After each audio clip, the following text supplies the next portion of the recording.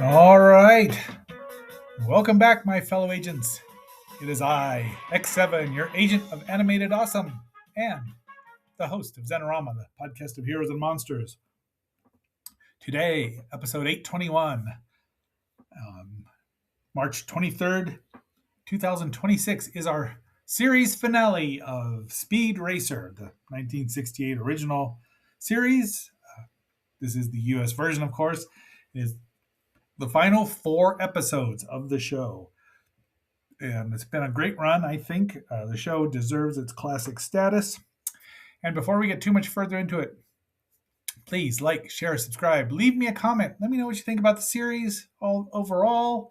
Let me know what you think about this ending, even though it's not really presented as an ending in the US version. But if you know what you're watching and you know how Japanese cartoons work, well, you'll know it's the finale. So, and if you could, just watch a little longer. That'll really help the algorithm. Are you ready? Let's drop the racing flag, and let's roll.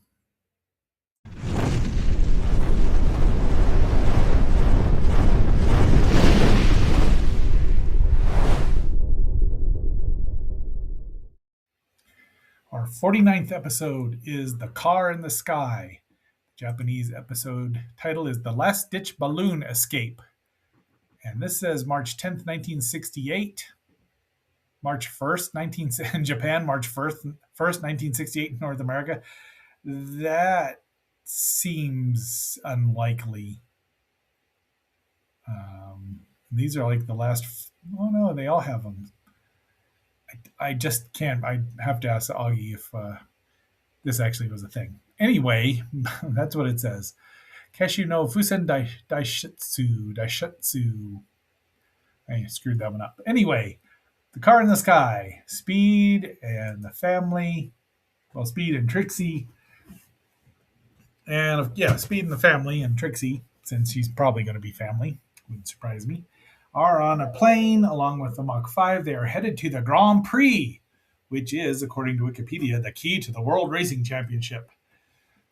So these 4 episodes kind of tie in all together. There's the plane, it crash lands. Both engines go out, it crash lands. Fortunately, nobody is killed. And they're moaning that he'll be too late to enter the Grand Prix. And this young lady, I don't remember who her name is. Susie wants to visit her mom because she's worried she won't get there and she'll die. They're crash landing on an outpost, which it was either a Japanese stronghold or an Allied stronghold. They find it man-made and a map. So the map's not, the island isn't listed, but they know where the mainland is. And one of the idiots has air balloons, and helium, highly flammable helium. Think Hindenburg helium. But this is what they're going to do: and turn the Mach 5's engine into a propeller. 10 miles an hour, off they go. Pretty ingenious, really. Spritle and Chim, they have a draw the straws thing, and Spritle and Chim Chim want to do it, but they forbid them. Yeah, like that's going to work. And once again, well, we'll see. Trixie actually wins. The woman is not Trixie; it's Susie. The captain didn't. She's gonna let Susie go with her so she can get to her mom.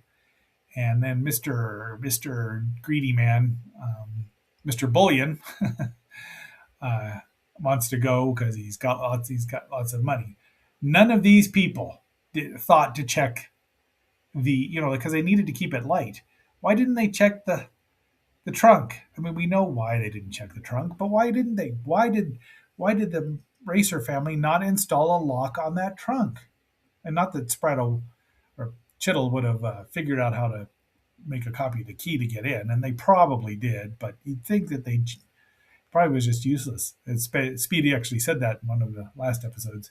There they go. It's beautiful. And then look who they find.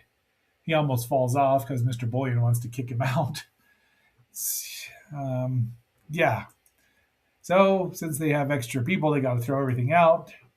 And this whole thing is full of gold bullion, which probably weighed far more than Chittle did, and probably even as much as Mr. Bullion himself. Naturally, they run into a storm. I mean, it's very cliche by this time. And the storm is over.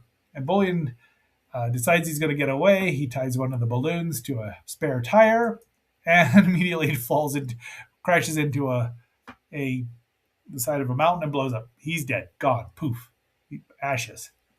Some seagulls attack the balloons. They throw out some food. They go away.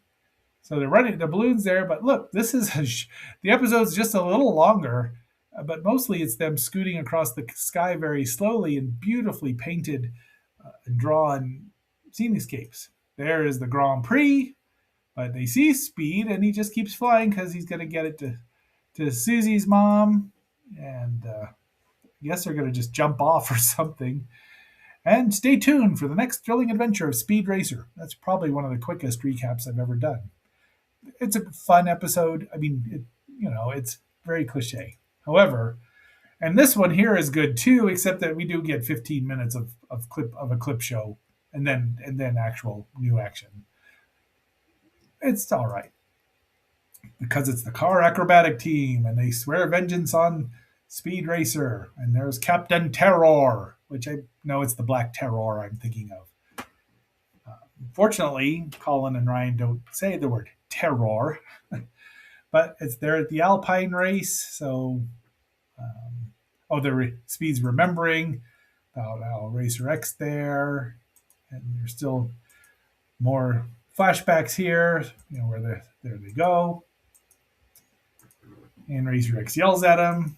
Well, that was a forward flash. Pops is sick, but he remembers. He wishes Rex were there, and it shows the crash again, and he's run away from home. And now we're with the bad guys, Supremo, and that's Mr. Magneto. And they're going to show a few films of Racer X, and the not so secret name, so they know who he was. And there he was from that episode, just previous the Dangerous Witness or something like that. Episode 43. So that was Racer X there, which I figured. And now they know that they're his brothers, because look at that. Speed and Rex are brothers. And then someone has sent a phony challenge to both the car acrobatic team and Speed, and off they go. Because they're dumb. And look who's floating about there. And these guys, there's the bad guys. It's a consortium of bad guys. What do they call them? Oh, they're not in there. Dang it. They're trying to kill Racer X. Kaboom! Both scream. So they want to get rid of him and his brother. So there's Bob. The bad guys, the organization of bad guys, have put in time bombs in the car acrobatics team. When they surround Speed, they'll go off. Racer X to the rescue, but they shoot him. Uh-oh. Fortunately, they only wing him, and he's all right. He explains what's going on. He's been wounded, and now they agree to a truce, the car acrobatic team and Speed. It's obviously a mask, and off they go. Everyone's so it's brilliant. They drive their cars around there, and Supremo and Magneto don't hear anything, but they get blown up real good. So the family shows up. They shake hands, and finally Speed says, "Are you my older brother Rex?" And Racer X wallops him, but he didn't fool Captain Terror there. So they left it open. They could have done another 13 or 26 episodes, but he's going to give up his Racer X identity, or is he, and become a full-time international secret agent. Throws a mask down. Speed's sure it's Rex, at least here. And stay tuned for the next thrilling episodes, which is a two-parter. But first we have station identification, and I will remember this time. You are watching Xenorama, the podcast of heroes and monsters on KXNO, part of the Xenorama Broadcasting Network. We now return you to our regularly scheduled program. Stop action both on and off the track with Speed Racer. Watch him weekdays at 3:30 on WSNS TV 44 Chicago. Now we have the 51st episode, Race Around the World Part 1, aka the biggest race in history, Part 1. And so you can just guess what the second part is called. And then, so we get the announcer here who's got a very Peter Fernandez name. And he's telling him how the World Grand Prix will start in California, end up in Miami, which is spelled very interestingly, and head toward South America. South America down to past, that's Africa, past Cape Horn, which is interesting because then it'll go back up to Africa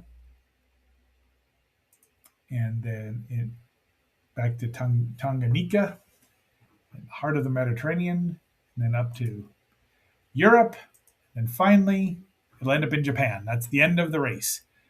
And this is Mr. Carrot Goldminter, who's giving a ton of gold, and his daughter Loveless as a bride, Goldminter. And she's not happy about it. That's her, I don't know, I guess her butler. That's her, we'll call him Alfred. And he's there. And she's not happy about being given away as a prize because she's an independent woman and she's a great racer. Mom racer is worried about speed, but I just like the map. And they're first starting out in a Formula One, a smaller one, but Sparky is the co-pilot, and in case something goes wrong, the engineer and everything. Around the World Grand Prix, and this is one of the drivers from somewhere. He's a prince, and there's the Joker, and they have a fight breaks out with this red team. Oh, it's Oscar. It's not Oscar. It's Alfred. It's not Alfred. It's Oscar. This guy, Team 4, is the bad guy. I just like it called his teammate a stonehead. And Speed says he thinks that the daughter might be spoiled. And she's annoyed. So I don't blame her. And everybody else's teams, there's like 200 cars in the race or something. Again, they all get to follow in whatever airship they want. There's Trixie and Pop. And it seems like Chittle is not there yet. So more crashes. Oops, God bless it. Yeah, more crashes. And they're zooming along. They run into some cows. 1 and 4 are in the lead. And there's the United Nations for some reason. They race southward toward Florida. And these two little creeps are looking for the boat to stow away in, not giving a crap that the extra weight would slow speed down. They don't care. Stupid Chittle. They choose the wrong one. I like the way the speedboat looks. He yells at Chim Chim, and they're in boat number 4, Loveless and Oscar. And clear weather for 20 more hours, except that Loveless has put a firebomb into there. And then they find these two. They put it out, and apparently don't suffer any injury. These two get booted out, and they ask him what he's doing there, and he says, just paddling along. So there's still some humor. They're making good time. Uh-oh, they've been shipwrecked on the rocks. And it's full of sharks, of course. I think they're gloating a bit, but I can't abandon it. So Speed does the right thing. He kills a shark, which is the wrong thing, because a shark's not going to eat you unless it's hungry. But, every shark that sees a human, every shark, even an earth shark, would go and attack it. He says, get away! Or one of Loveless's goons shows up, and that's what it says in the subtitles. and Pops just hangs on to him this time. So now we're in South America, probably along the Amazon or somewhere. And it'll be a breeze for them to win. There's crocodiles or alligators, and that'll keep them out of the race. But Speed just zips along the ground. Probably learned that trick from Johnny Quest. Look, there's a frog for Agent Frog. And contact. So they get there, take off. Naturally, there's a storm. And they all have the same idea. So they're flying biplanes. Who knew Speed knew how to fly? Was a licensed pilot. I would say he has to be about 20 by this time. Plane 4 is chopping him off. And Speed tries to get him. Uh-oh, premonition from Mom. And Speed and Sparky end up headed down. Will they survive? There's another frog for Agent Frog. Finally, Race Around the World Part 2. And they landed, they haul him out, they build a raft. And then they get to where they're going and plenty, well, they're behind, but now they have a submarine. Submarine goes to Antarctica and off they go. Not the riddle of the, no, that's the Q-Tong missile mystery. They're kind of following Johnny Quest here. The blizzard's getting worse. Number one just fell down there. And Speed helps him again. The driver and Chim Chim and Chittle find out that it's really Loveless, and they haul him out, and he says, so now Loveless is having a change of heart here, and she's like, well, I shouldn't be interfering, but I don't want to be a prize. She could have just told him that, and then she could have just raced on her own to win, because she was trying to fix it. So of course their crawler cracks up, and they build a whatever you call one of these things that goes along the snow. And now they're in the desert in Africa. He's trying to be a good Samaritan, and they're throwing grenades at Speed, and a dust devil or a Scirocco sandstorm blows cars and everything because they're in trucks. But now they're in Napoli, and they're Italy, and they're on bikes. And here we have Sparky's not with Speed. Oh, no, there he is. He's no longer Speed. Is he a common racer or Speed racer or Speed rider? Take your pick. And now Loveless shares her, and he saves them, and they thank him. And off they go, driving across, Greenland, tearing up things, killing bugs, animals. They thank each other, and now, Speed gives them their gas. Now they're out of gas. In the middle of Russian nowhere, Racer X shows up, even though he just said in the last episode he was giving up his Racer X identity. So perhaps, I don't know exactly, but I mean, again, different production teams doing different scripts, and they didn't know when they were going to be out. So episodic television, right? And Speed berates himself, but look what, Racer X left gasoline. Whoever you are. So Vladivostok they're headed. Off they go with like a gallon of gas. And now they're in Japan on their last lap. And these guys just want the gold, and I don't even think they really want to marry her, but everyone's racing. And the foghorn, he jumps on, and now they're in Japan. They weren't in Japan, they were in Russia. So he takes him to Japan. There's Fujiyama. Got to take care of him. Boy, does he take care of him. He blows him up real good. I mean, drives him off the racetrack. Racing. Speed has won. He's the world champion race driver. Everyone's happy. Pops cries too. And I don't know. So they shake hands as friends, and Trixie doesn't have a conniption or anything. There they are at the stand. They forgive each other. He says, I shouldn't have tried to turn you into a prize. Should have figured that out. Could have lost his daughter. There's Speed and Sparky holding up the world championship trophy. And then we're saying goodbye. Really, we're saying goodbye to everyone. Pops and Mom, Trixie and Chittle. And finally, Speed says he owes a debt of gratitude to all of them except his mom.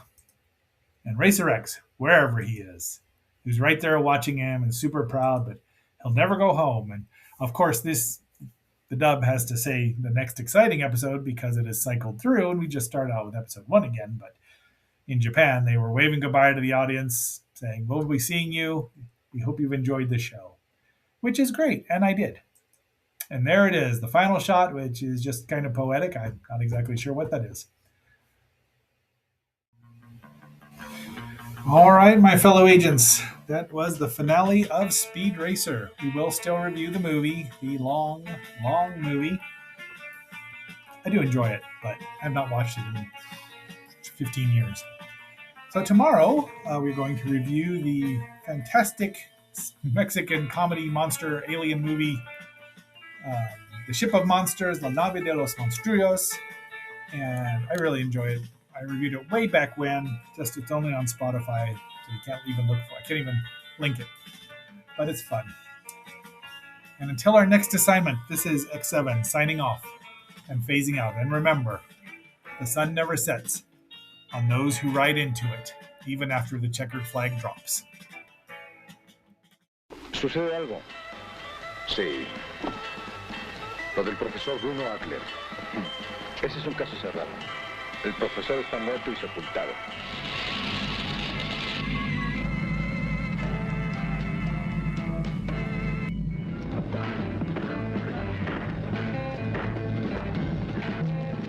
Blue Demon. Otra vez este maldito enmascarado.